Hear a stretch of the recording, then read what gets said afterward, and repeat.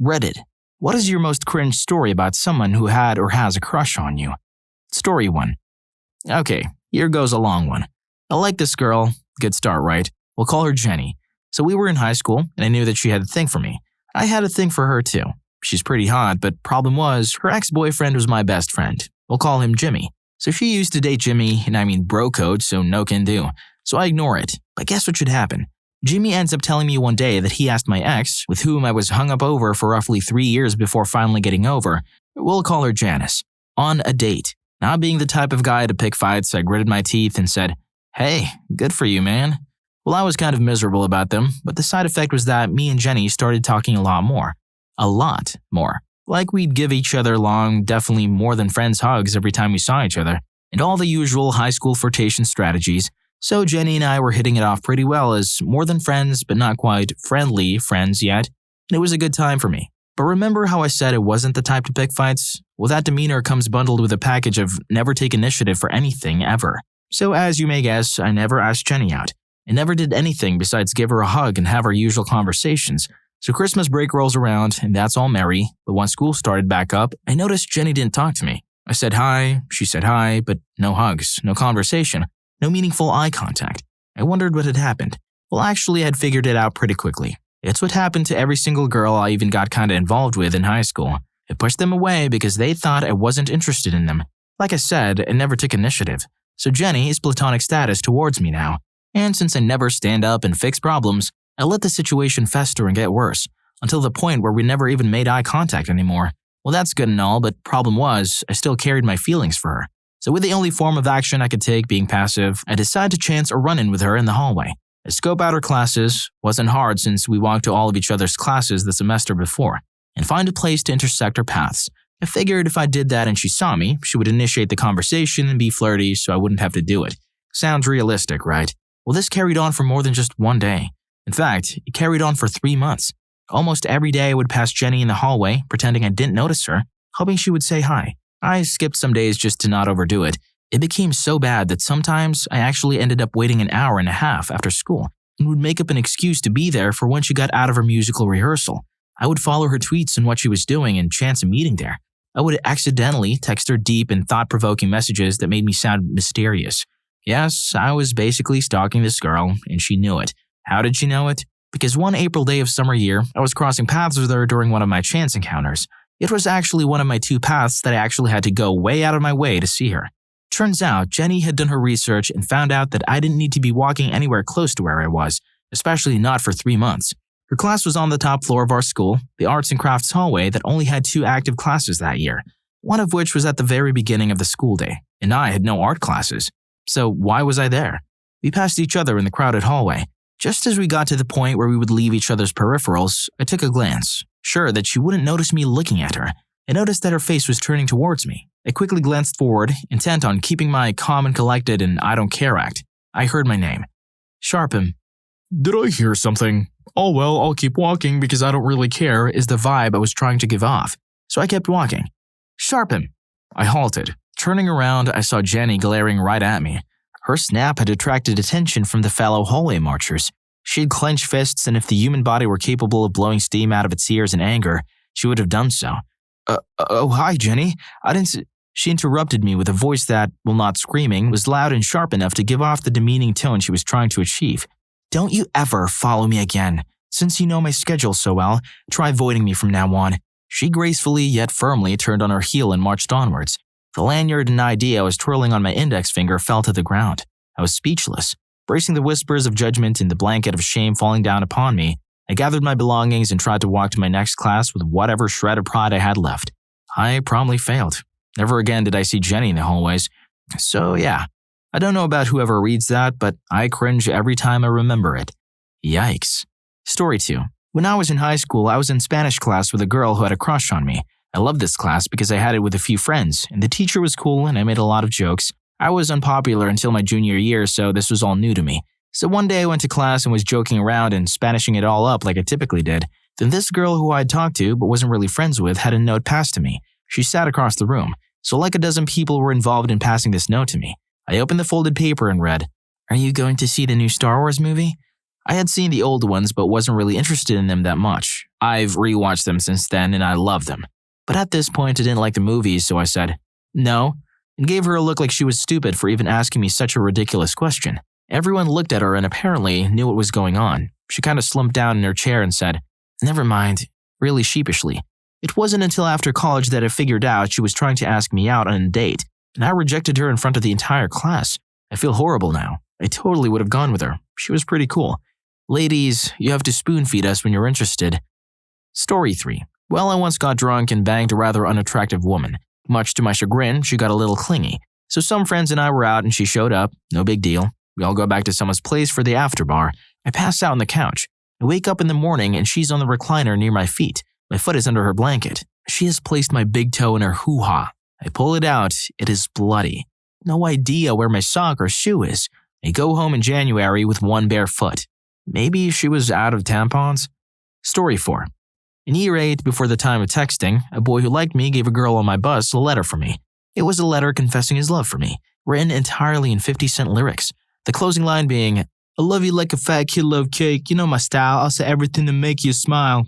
Plot twist, the boy was 50 Cent. Story 5. Close friend tells me she has had very strong feelings for me for the past 3 years. She tells me this a couple days before we graduate college. I didn't feel the same way about her. According to a mutual friend, her original plan was to romantically profess her love on the day of our graduation in front of all of our family and friends. Story 6. High school, 14 years old, had a huge crush on this girl who was in a few of my classes. One day I was leaving science class and someone behind me says my name. I turned around to see my crush and her friend. Her friend had spoken to me. She continues, hey, did I tell you it was Crush's birthday today? I look at her, look at Crush, who looks nervous, and I think 3 things. Number 1, I've never spoken to you before. Of course you didn't tell me it's her birthday. 2, hey, it's my birthday in a few days. 3, oh my God, Crush is right there looking at me. I quickly say, no. Turn on my heel and leave. Only realized a couple weeks later she was probably going to invite me to a party or something. Everyone I've told this story to confirms that suspicion. TLDR, girl I liked all through high school probably liked me too. Ouch. The old self-block. Story 7. My work started using a program that began hiring ex-cons. One of the guys hired through this program started showing interest in me. I wasn't attracted to him at all and made it clear to him, repeatedly. Long story short, he got fired 3 months later but kept coming around the store to visit his friends. I go out to my car to read during lunch like normal, and there's a creepy metal and mesh flower on my windshield. I look around the parking lot to see who could have left it and see no one. I threw it into a grassy area and forget about it. I read through my lunch hour and go inside. And no sooner than I clock in, I hear a page that I have a phone call. It's him. All he says is, you look so pretty when you're reading. I hung up immediately and told the manager. He kept doing more things that escalated the creepiness. I ended up getting a restraining order against him when I found out he added me as an emergency contact with his parole officer. I didn't even know him. Story 8. I once wrote a love poem about the girl I liked. Apparently, the complexities of the human brain unraveled by your long blonde mane is not a line that attracts women. I don't know if I'm more embarrassed by the rejection or the awful poetry. Story 9. Oh boy. Greg. Greg was this weirdo guy in my school who was 2 years ahead of me. Let me paint a picture. Short and skinny, with a lazy eye and a huge scar on his neck from a procedure, super duper gothed out. This is like 2004 to 2006. Black gloves with safety pins everywhere, sometimes wore a Phantom of the Opera mask to school, etc. Last time I saw him on any kind of social media, he was wearing a red silk cape in the profile picture. You get it. He was in my health class, he was weird but he seemed harmless, and my health class was full of dickheads who'd pick on the kid for no reason. And little baby freshman me thought she needed to be super nice to him to make up for everything.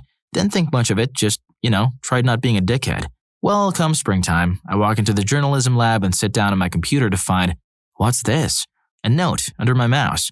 All of my friends are curiously gathered around me and I read, if you're reading this, it means I didn't have the balls to ask you in person, but... And thus begins the note where he asks me to prom with him. This is like maybe 10 days before prom, by the way. Apparently, he's been in love with me the whole semester and had even changed around his class schedule to not only be in another class with me, but also so he could pass me by the hallways. I tell him no, sorry, I had already planned to have a sleepover at my friend's house that night. I was 14, okay? I didn't know any better. And as far as I'm concerned, that solves it. I don't hear from him much after that. The next year. No classes with him, barely any contact, until one day, about 10 days before prom, and walking out of my journalism class, boom, there he is, right in my face. Hey, do you want to go to prom with me this year? This time it's easier. No, thank you. I'm sorry. But hey, it was his senior year and he'd be graduating and I'd never have to see him again, right? Great. Oh, he's joining the army. Well, that's nice. Basic starts a month after graduation? Well, I wish him luck. And then I was free. No Greg, not even a thought of him, until my junior year. I walk into the cafeteria before school one morning, and there he is, looking as gothy and weird as ever. He starts walking toward me. I make a dash to the girls' bathroom, pretending I didn't see him. My school didn't really allow visitors, so I was sure he'd be gone soon. And then that afternoon, I'm sitting at lunch, eating with my little sister and a group of our friends. I had considered eating in the bathroom mean girl style just in case, but no. He walks up with tears in his eyes, asks to talk to me for a second. Sure. In front of everyone, he tells me he has something for me, whips out a stack of 30-something letters he'd written me in basic training, tells me he loves me and that he's deploying to Afghanistan next week, wants my address so he can actually send me the letters. He's openly weeping, write down my address real quick, and go spend the rest of lunch in the bathroom. I shouldn't have opened those letters. Oh my God. They were graphic. They were NSFW. They detailed what our children would look like, where we would live, our careers, our retirement together. They were all like that. And guess what? Guess who didn't deploy to Afghanistan? Hell, guess who didn't even finish basic training? About a month after that incident, he messages me on MySpace, apologizing for being a weirdo creep. I wrote back saying something like, "Don't worry about it." The next day when I come home from youth group or wherever I'd been, my mom hands me the phone. "Someone named Greg has been calling for you. He's called here 25 times in the past 2 hours. You might want to call him back." And I did. I told him off, asked him not to contact me anymore, etc., etc. I was pretty pissed. Last I heard from him was when I googled my own name and found a MySpace note he'd written detailing his intense hatred for me and why I'm a stupid bitch who needs to die and how I need to die and so on. Too bad he never became Phantom of the Opera. All that potential wasted. Story 10. Not me, but a girl I'll call Lexi in my class is a classic 10 out of 10 and has to deal with this stuff on a regular basis. There's another guy that goes to my school, I'll call Shiloh, who has absolutely no concept as to how social situations work and in the past has fallen in love with any girl who even talks to him. Because of the continuous stream of guys that Lexi had to deal with, she has her phone set in a way that will only receive calls from approved numbers. So Shiloh stole her phone and approved his own number. He then proceeded to ask her out and tell her that he would enjoy rubbing his sack on her. Damn, classy as f***. Story 11. I've had a few cringe-ish crush moments, but a particularly bad one was a guy I used to work with who was a serious stage 5 clinger. He wanted to hug every time we saw each other. Not just at the start of the day, but literally every time we passed each other. He was a very sweet guy, but just too sweet for me. My bestie and I used to say he was the kind of guy that would want to stroke your face and look you in the eyes lovingly when you slept with him. His hugs started getting too romantic, and one day he caught me in a really bad mood. I had a virus, I shouldn't even have been at work, and I absolutely snapped at him. I felt bad, and we didn't speak for a week, but in the end, we made up. He's with a girl now who is as clingy as he is. They have a baby. Good for them. Story 12. I was in 8th grade and on the bus. A 6th grade girl that I hadn't ever really noticed with messy, short blonde hair hands me a packet of 8 pages stapled together. Each page is literally full, front and back, of "I love you" over and over again. It was kind of cute, but horrifyingly creepy. Flash forward to early college. I bang a hot blonde 18-year-old, I learn her name the morning after, and I realize it's the same girl. I ask if she knows who I am before I say my name. She says, "Of course I do, Blake. I love you." I leave and have done my best to avoid blonde since. Edit. This is too weird to pass up on telling you all. I'm 22, so 2-ish years ago this happened. I have seen her or spoken to her maybe 3 times since it happened, and nothing more than a hey and then I ducked the f*** out of there. She messaged me on Facebook. We aren't friends on Facebook, and it was only to ask me about the acid we took together. But it's just so weird that I tell this story and then out of the blue she messages me about some bullshit. I have proof if anyone cares, but it's just so ridiculous that it blew my mind. Also, we ended up in the same college because I went to high school and college in the same town. Story 13. My time to shine. So I had a problem in high school, and that problem was that I would attract really creepy boys. Like ones who would publicly declare their love for me and follow me around boys. Not good. But the one that tops the cake was this guy Tony. I had known him for a while, but we had never really talked until one day when he started messaging me about his problems on Facebook. I was like, this is kind of weird, but maybe he's just lonely. We become better friends, and one night we're talking, and he tells me that he's really into me and would like to kiss me. At this point, I had a boyfriend that I was crazy about, so I told him it was nice, but I had a boyfriend. Bam. 2 days later, my boyfriend broke up with me. Tony calls me up to comfort me that night, being all nice and telling me how beautiful I am and how much he cares about me. The next day, he walks me to and from every class, wants to hang out after school, texts me all day. Now, I'm not interested in dating him at all. And having just broken up with my boyfriend, I tell him that I appreciate everything he's done for me, but I'm not interested in dating him or anyone for a while. Yes, you are. You owe me. Excuse me? There is no way you would put up with all my shit if you weren't interested. And besides, I was there for you when your boyfriend broke up with you. Turns out Tony had a history of being emotionally abusive to former girlfriends, and he was extremely manipulative. This was the beginning of threats of ending it all if I didn't date him. Following me around school and drunk texts and calls in the middle of the night, it finally ended when he told me to be his girlfriend or he would move away and wreck his life. I told him good luck, and he did. Last I heard, he was in jail for having relations with the youngins. Story 14.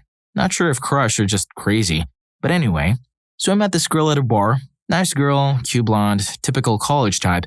I exchanged numbers with her, thinking we could hang out again. Fast forward to a few days later, when we were just texting back and forth, setting up a date. Her. How's tonight sound for you? Me.